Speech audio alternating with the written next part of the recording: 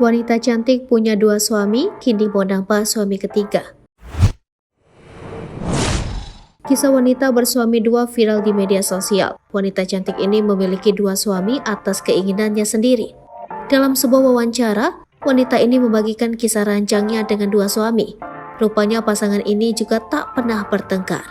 Wanita yang melakukan poliandri itu adalah Larry Ingrid asal Brazil. Pada Kamis 6 April 2023, Larry mampu memikat dua pria sekaligus dalam waktu yang berdekatan. Wanita yang kerap disapa Larissa itu saat ini berusia 27 tahun.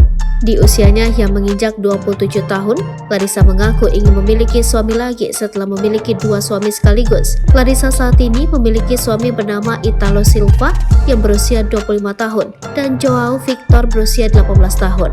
Memiliki suami lebih dari satu atau poliandri, Larissa mempunyai alasan khusus.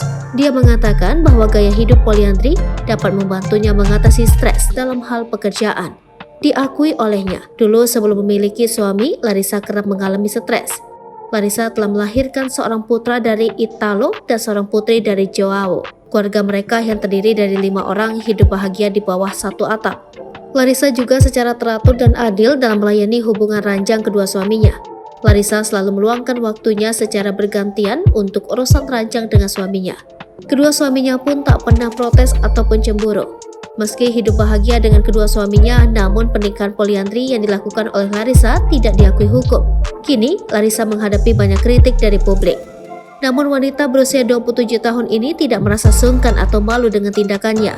Larissa justru bangga mengatakan bahwa gaya hidup poliandrinya yang membantunya mengatasi depresi. Memiliki dua suami, kehidupan Larissa cukup dimudahkan perihal urusan rumah tangganya. Selama menjalin asmara poliandri, kedua pria itu tidak pernah bertengkar. Kini kehidupan keluarga tersebut tampak bahagia.